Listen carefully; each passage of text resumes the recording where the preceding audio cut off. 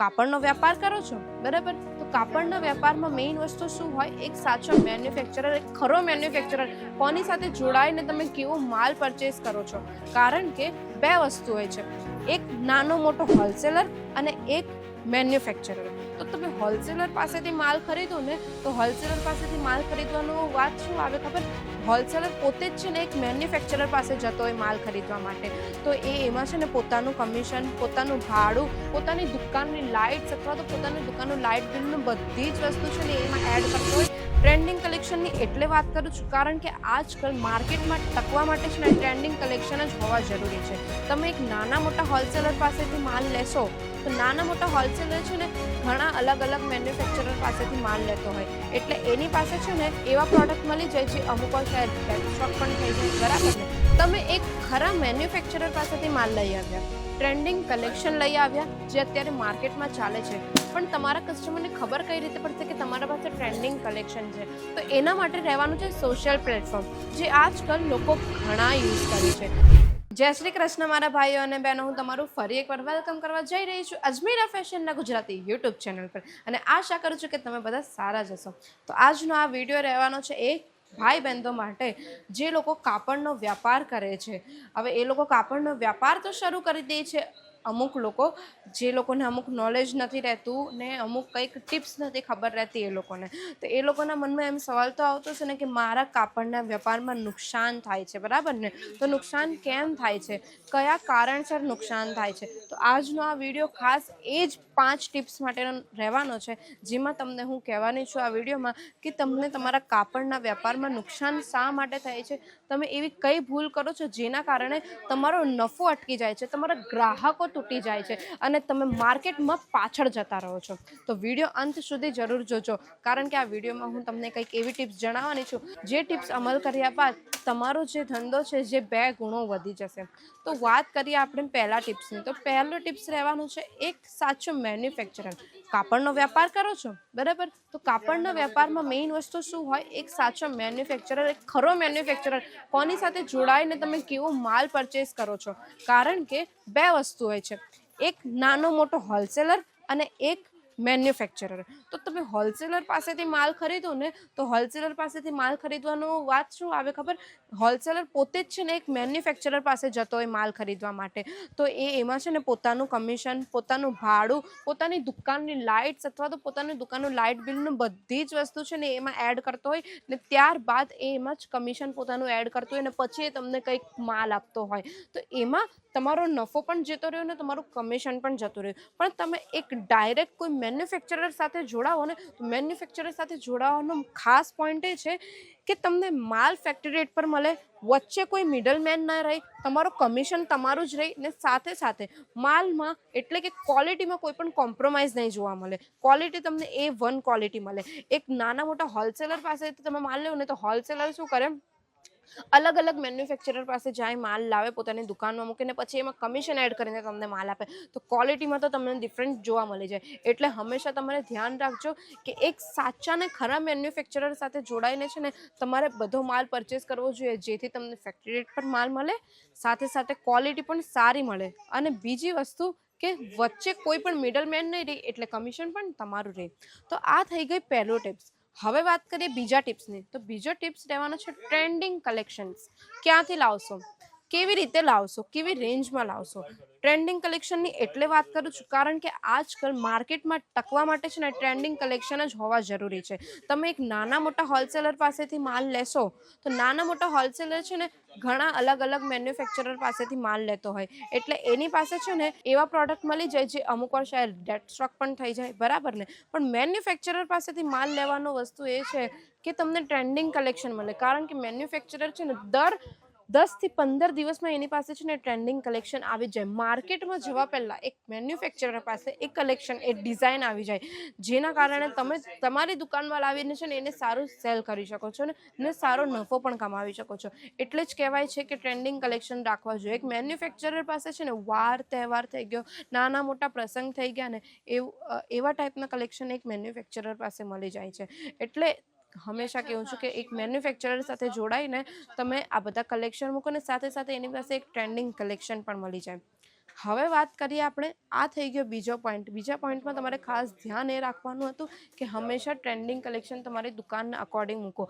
ને વાત એ કે દુકાનના અકોર્ડિંગ ટ્રેન્ડિંગ કલેક્શન મૂકો ને સાથે સાથે તમારી દુકાનમાં કેવા કસ્ટમર આવે છે, તમારા કસ્ટમરની ડિમાન્ડ શું છે ને એ ખાસ કરીને સમજો, એ ધ્યાન રાખો ને એ ધ્યાન રાખીને પછી તમે એવા કલેક્શન મૂકો. તો હવે આપણે વાત કરીએ થર્ડ પોઈન્ટની, જે રહેવાનું છે સોશિયલ માર્કેટિંગનું. તમે એક ખરા મેન્યુફેક્ચરર પાસેથી માલ લઈ આવ્યા, ટ્રેન્ડિંગ કલેક્શન લઈ આવ્યા જે અત્યારે માર્કેટમાં ચાલે છે, પણ તમારા કસ્ટમરને ખબર કઈ રીતે પડશે કે તમારા પાસે ટ્રેન્ડિંગ કલેક્શન છે? તો એના માટે રહેવાનું છે સોશિયલ પ્લેટફોર્મ, જે આજકાલ લોકો ઘણા યુઝ કરે છે, જેમ કે ઇન્સ્ટાગ્રામ, ફેસબુક, વોટ્સએપ, પિન્ટરેસ્ટ જેવા સોશિયલ પ્લેટફોર્મ થઈ ગયા, જેમાં તમે તમારા દુકાનમાં જે પણ કલેક્શન્સ છે ને એ કલેક્શનનો વિડીયોઝ બનાવીને, રીલ્સ બનાવીને સ્ટોરી પર નાખો, વિડીયો નાખો, પોસ્ટ કરો.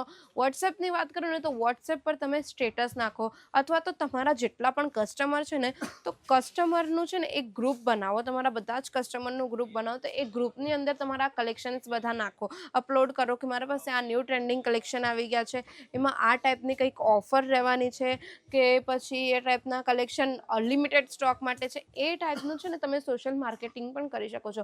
પિન્ટરેસ્ટ પણ અત્યારે ઘણું ટ્રેન્ડિંગમાં ચાલી રહ્યું છે. પિન્ટરેસ્ટમાં પણ લોકો આવા પોતાના પ્રોડક્ટ્સ નાખીને છે ને ઘણું સેલ પણ કરી રહ્યા છે. તો તમે છે ને સોશિયલ પ્લેટફોર્મ એટલે કે સોશિયલ માર્કેટિંગના હિસાબે પણ તમે તમારો બિઝનેસ વધારી શકો છો. આ રહેવાનો છે થર્ડ પોઈન્ટ. તો કદાચ તમે આ વસ્તુની ભૂલ કરતા હશો કે સોશિયલ માર્કેટિંગનું યુઝ નહીં કરતા હશો, એટલે કદાચ તમારો નુકસાન થતું હોય છે ધંધામાં, અથવા તો તમારો નફો થઈ જાય છે ને એટલે જ શાયદ તમારી દુકાનમાં કસ્ટમર નહીં આવતા હોય. તો છે ને તમે ટ્રેન્ડિંગ કલેક્શન તો રાખો જ, સાથે સાથે છે ને સોશિયલ માર્કેટિંગ પણ યુઝ કરો, અને સાથે સાથે તમે ટ્રેન્ડિંગ કલેક્શન રાખો છો ને તો કલેક્શન જે લાવ્યા છો ને એ કલેક્શનને તમે ડિસ્પ્લે પણ કરો. તમારી દુકાનની બહાર ડમી હોય ને તો ડમીની ઉપર એ બધા કલેક્શનને વેર કરાવો, એટલે આવતા જતા લોકોને છે પણ ખ્યાલ આવશે કે હા આ દુકાનમાં કંઈક ન્યૂ કલેક્શન આવ્યા છે, કંઈક સારા વેરાયટી, કંઈક સારી પ્રોડક્ટ મને આ દુકાનમાં મળી જવાની છે. તો એ ટાઈપના કલેક્શન પણ મૂકો. તો હવે આપણે વાત કરીએ ચોથા પોઈન્ટની, જે રહેવાનું છે ડેડ સ્ટોક. ડેડ સ્ટોક એટલે કે એ વસ્તુ કે જે કલેક્શન ચાલતું જ ના હોય, માર્કેટમાં જ નહીં ચાલતું હોય ને એ કલેક્શન તમે તમારી શોપમાં મૂકો, પણ ગ્રાહક કોઈ પરચેસ જ કરવા નહીં આવે કલેક્શન, તો એ તો ડેડ સ્ટોક જ બની જાય ને, બરાબર ને? એટલે જ મેં તમને સ્ટાર્ટિંગમાં જ કહી દીધું હતું કે તમારે એક સાચા મેન્યુફેક્ચરર સાથે જોડાવશો ને તો તમારો ડેડ સ્ટોક ક્યારેક પણ તમારી દુકાનમાં બનવાનો જ નથી, કારણ કે એક સાચા મેન્યુફેક્ચરર સાથે જોડાઈને તમને અહીંયાથી ટ્રેન્ડિંગ કલેક્શન મળી જાય. ટ્રેન્ડિંગ કલેક્શન મળે એટલે એ તમારા કલેક્શન તો વેચાઈ જ જશે, એટલે ડેડ સ્ટોક ક્યારેક પણ ન બને. એટલે હંમેશા ધ્યાન રાખજો કે તમારે છે ને એક સારા મેન્યુફેક્ચરર સાથે જોડાવાનું છે, ટ્રેન્ડિંગ કલેક્શન મૂકવાના છે, સોશિયલ પ્લેટફોર્મનો યુઝ કરવાનો છે, સાથે સાથે ઓફર્સ પણ મૂકવાની છે તમારા ગ્રાહકો માટે, એટલે તમારા ગ્રાહકો આકર્ષાશે, અને જે તમારા ગ્રાહકો છે ને એની સાથે સાથે બીજા પણ એક્સ્ટ્રા ગ્રાહકો તમારા જોડાતા જશે. એટલે ક્યારેક પણ ડેડ સ્ટોક ન રાખો, અને ડેડ સ્ટોક થઈ પણ જાય છે ને તો શું કરો ખબર છે? એનું સોલ્યુશન પણ આપણી પાસે છે. ડેડ સ્ટોક અગર થાય છે તો જે ન્યૂ ટ્રેન્ડિંગ કલેક્શન તમે લાવ્યા છો ને એની સાથે સાથે છે ને એ જે ડેડ સ્ટોક થયું છે ને એ પણ એક તમે પ્રોડક્ટ આપી શકો છો. જાણે કે સમજો 700 રૂપિયામાં તમે આપો છો 2 સાડીઓ, તો 700 રૂપિયામાં 2 સાડીઓની સાથે સાથે તમારી જે એક ડેડ સ્ટોકવાળી સાડી છે ને એ પણ તમે આપો, અથવા તો એવો ઓફર પણ મૂકો કે બાય 2 get 1 ફ્રી, એ ટાઈપના ઓફર્સ મૂકો. અને જે તમારા જૂના કસ્ટમર છે તો જૂના કસ્ટમર્સને છે ને VIP ડિસ્કાઉન્ટ્સ આપો. એટલે એ રીતે છે ને તમારા કસ્ટમર તો જળવાઈ રહેશે, સાથે સાથે છે ને તમારું જે ડેડ સ્ટોક છે એ પણ નથી થવાનો. તો હવે વાત કરીએ આપણે લાસ્ટ પોઈન્ટની, પાંચમો પોઈન્ટ.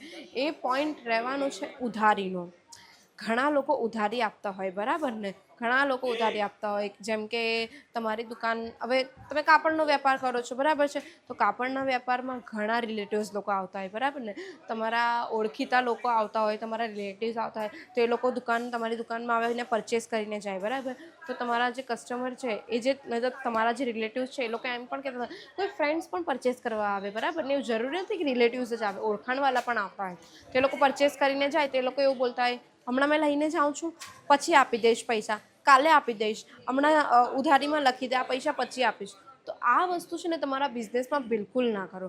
બિઝનેસ એક જગ્યા પર છે અને તમારો વ્યવહાર એક જગ્યા પર છે. આ બંને વસ્તુ તમારે અલગ રાખવું પડશે, કારણ કે તમે અગર ઉધારી કરશો તમારા બિઝનેસમાં તો તમારું નુકસાન તો થવાનું જ છે, કારણ કે તમે પ્રોડક્ટ તો વેચી દીધી પણ તમારી પાસે પૈસા જ નહીં આવે તો તમારો બિઝનેસ તો નહીં ચાલે ને, નુકસાન જ થશે ને પછી તમારા બિઝનેસમાં. એટલે ક્યારેક પણ છે ને તમારા વ્યવહારને અને તમારા બિઝનેસને એક સાથે ન રાખો, એ બંને વસ્તુ છે ને અલગ અલગ રાખો.